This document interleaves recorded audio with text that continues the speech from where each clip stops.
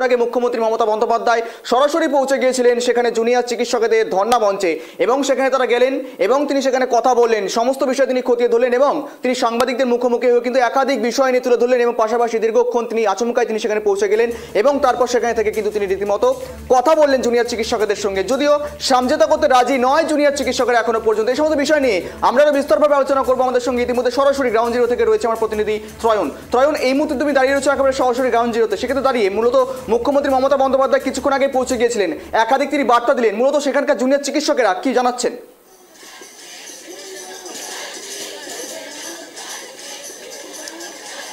দেখো, উভয় পক্ষই সমঝোতা করতে প্রস্তুত এবং তুমি জানো যে আজকে মুখ্যমন্ত্রী হঠাৎই এই যে স্বাস্থ্য ভবনের সামনে ধর্ণা মঞ্চ, সেই ধর্ণা মঞ্চে তিনি এসে উপস্থিত হন এবং তিনি জুনিয়র ডাক্তার, আন্দোলনরত জুনিয়র ডাক্তার যে 5টি দাবিকে সামনে রেখে তাদের আন্দোলন, সেই বিষয়ে তাদের সঙ্গে কথা বলতে বা মুখ্যমন্ত্রী তার নিজের বার্তা, সেই বার্তা পৌঁছে দেওয়ার জন্য তিনি এখানে আসেন।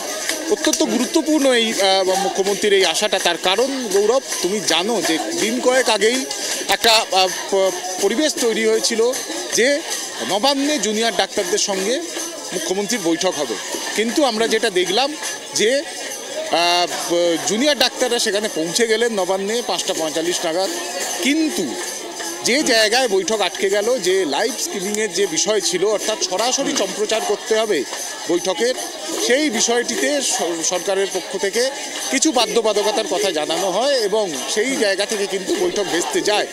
এবং তারপর যেটা মনে হচ্ছিল, সম্ভবত যতক্ষণ না সুপ্রিম কোর্টের পরবর্তী শুনানি দিন আসছে বা সেই শুনানি হচ্ছে, তার আগে পর্যন্ত এই দুই পক্ষ অর্থাৎ প্রশাসন এবং জুনিয়র ডাক্তার দুজনের মধ্যে আলোচনার ক্ষেত্র প্রস্তুত হওয়া সম্ভব নয়। সেই জায়গা থেকে আজকে মুখ্যমন্ত্রীর আশা এবং জুনিয়র ডাক্তার, আন্দোলনরত জুনিয়র ডাক্তার যারা রয়েছেন তারাও তার যে আশাটাকে তাকে স্বাগত জানিয়েছে। মুখ্যমন্ত্রীর প্রথম প্রশাসনিক যে সিদ্ধান্ত এক্ষেত্রে অত্যন্ত গুরুত্বপূর্ণ। বারবার যে অভিযোগ উঠছিল বিভিন্ন কলেজের, বিভিন্ন মেডিকেল কলেজের যে রোগী কল্যাণ সমিতিগুলি রয়েছে, যেগুলো কার্যত ঘুঘুর বাসায় পরিণত হয়েছে, দুর্নীতির আঁতুড়ঘর বলে বিরোধীদের তরফ থেকে অভিযোগ করা হচ্ছিল, সেই জায়গা থেকে কিন্তু সেই রোগী কল্যাণ সমিতি মুখ্যমন্ত্রী ভেঙে দেওয়ার কথা বললেন। এটা অত্যন্ত গুরুত্বপূর্ণ এবং প্রশাসনিক সিদ্ধান্ত মুখ্যমন্ত্রীর বলে মনে করা হচ্ছে। অন্যদিকে যে বিষয়টা, যে সহানুভূতির সঙ্গে আন্দোলনকে দেখার একটা বার্তা কিন্তু মুখ্যমন্ত্রী আজকের এখানে এই ধর্ণা মঞ্চ থেকে দিলেন। কি ধরনের বার্তা দিলেন তিনি বললেন যে এর আগে পূর্বতন বাম সরকারের সময় তিনি যে 26 দিন অনশন করেছিলেন, সেই অনশন মঞ্চে সরকারের কোনো প্রতিনিধি আসেননি, এই বক্তব্য একদিকে যেমন বললেন, অর্থাৎ সিপিআইএম বা বামেদেরকে তিনি কাঠগড়ায় তুললেন, অন্যদিকে উত্তরপ্রদেশের মতো তার পুলিশ নয়, এই বার্তার মধ্যে দিয়ে বিজেপিকেও তিনি কাঠগড়ায় তুললেন এবং তার যে সরকার, সহানুভূতির সঙ্গে আন্দোলনের পাশে থাকার সরকার, যে কোনো সমস্যার সমাধানের নিরসন করার ক্ষেত্রে অত্যন্ত মনোযোগী সরকার, তেমন একটা বার্তা কিন্তু তুলে ধরার চেষ্টা করলেন।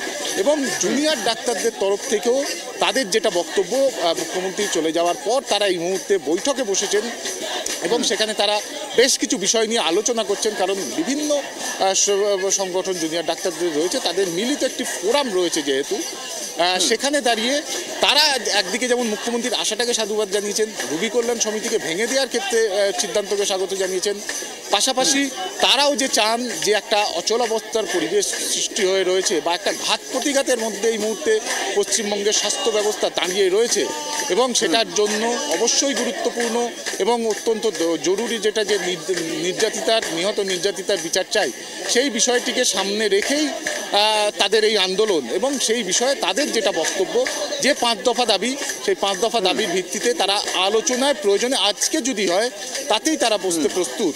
সেই আলোচনা যদি এই ধর্ণা মঞ্চে মুখ্যমন্ত্রী করেন, প্রস্তুত তারা। যদি স্বাস্থ্য ভবনে বৈঠক হয়, প্রস্তুত তারা। যদি নবান্নে বৈঠক হয়, সেক্ষেত্রেও প্রস্তুত তারা। এবং অর্থাৎ তাদের দিক থেকেও কিন্তু এই বার্তা খুব স্পষ্টভাবে দেওয়া হয়েছে যে তারাও চান যে একটা আশু সমাধান যাতে এই বিষয়টির মধ্যে থেকে বা এই আলোচনার মধ্যে থেকে বেরিয়ে আসেন এবং তাদের দাবিগুলি সম্পর্কে সরকার সহানুভূতির সঙ্গে সেই দাবিগুলোকে মেনে নিন। এই বিষয়ে কিন্তু জুনিয়র ডাক্তারদের তরফ থেকেও স্পষ্ট। কিন্তু এই এখন যে বৈঠক হচ্ছে সেই বৈঠকের মধ্যে দিয়ে যে লাইভ স্ট্রিমিংয়ের বা সরাসরি সম্প্রচারের যে দাবি তাদের রয়েছে, বৈঠকের সরাসরি সম্প্রচার করতে হবে, সেই বিষয়ে এই মুহূর্তে তারা বৈঠক করছেন এবং সেই বৈঠকের মধ্যে থেকে তারা তাদের পরবর্তী যে সিদ্ধান্ত, বৈঠকের ক্ষেত্রে তাদের এই সরাসরি সম্প্রচারের যে প্রসঙ্গে এর আগে শুধুমাত্র এই একটি বিষয়ের প্রশ্নেই এই বৈঠক আটকে গেছিল, সে বিষয়ে কি সিদ্ধান্ত তারা নেবেন সেটা কিছুক্ষণ বাদেই কিন্তু সুস্পষ্টভাবে বেরিয়ে আসবে। আমি এই মুহূর্তে এই যে এখানে ধর্ণা চলছে, প্রায় 26টি জুনিয়র ডাক্তারদের সংগঠনের এই আন্দোলন এবং তার পাশাপাশি নির্যাতিতার বিচারে আর্জি করে, আমি সেই চিত্রটা একটু দেখানোর চেষ্টা করব।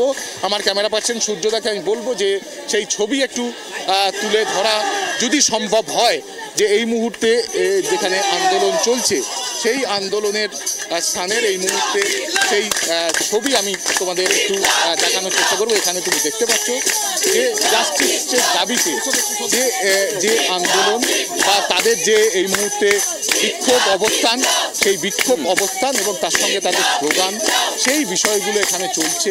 পাশাপাশি সাধারণ মানুষ তারা আসছেন, তারা এসে এই আন্দোলনকে সমর্থন জানাচ্ছেন, তারা এসে এই আন্দোলনকে সংহতি জানাচ্ছেন এবং তার পাশাপাশি এই মুহূর্তে যে সংগঠনগুলি রয়েছে, ডাক্তারি সংগঠন, তাদের তরফ থেকে তারাও কিন্তু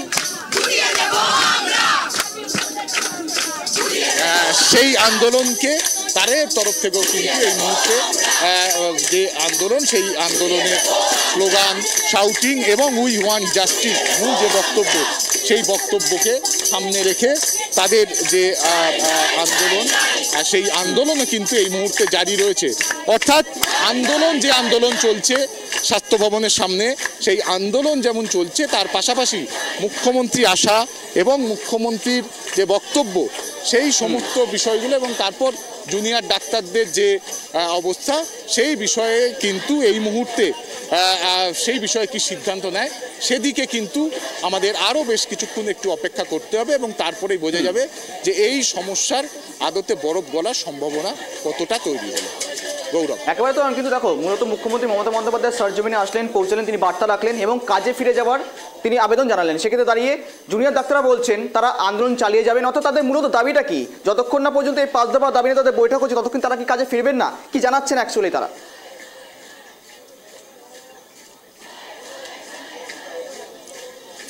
দেখো, তারা তো আন্দোলনটা শুরু করেছিল এই 5 দফা দাবির ভিত্তিতে।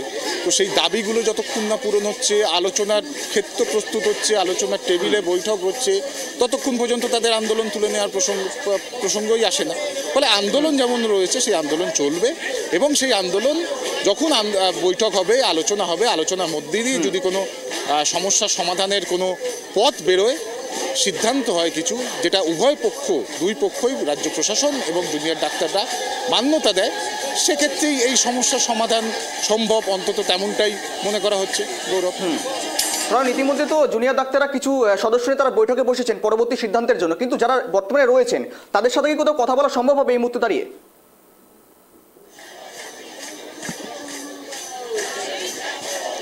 দেখো, আমি চেষ্টা করব যে এখানে অন্য যারা রয়েছেন ডাক্তার, জুনিয়র ডাক্তার, তাদের যদি তাদের সঙ্গে কথা বলা যায়। মূলত তারা এই মুহূর্তে দাঁড়িয়ে কিন্তু আন্দোলনের মধ্যে রয়েছে বা তাদের যে সমস্ত স্লোগান, শাউটিং, সেই বিষয়গুলো এই মুহূর্তে এখানে চলছে এবং সেই জায়গা থেকে আমি চেষ্টা করব এখানে একটু কথা বলে নেওয়া যদি সম্ভব হয় যাদের সাথে যারা এসছে এই মুহূর্তে।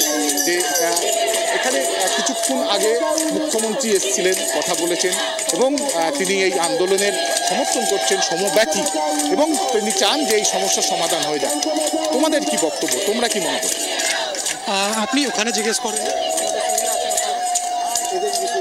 আমরা আরেকটু কথা বলার চেষ্টা করব যে মুখ্যমন্ত্রী আজকে এসেছিলেন, মুখ্যমন্ত্রী এসে কথা বলেছেন এবং তারপর সেই সমস্যার সমাধানের একটা পথের কথা তিনি বলেছেন। এই বিষয়টাকে তোমরা কিভাবে দেখছো?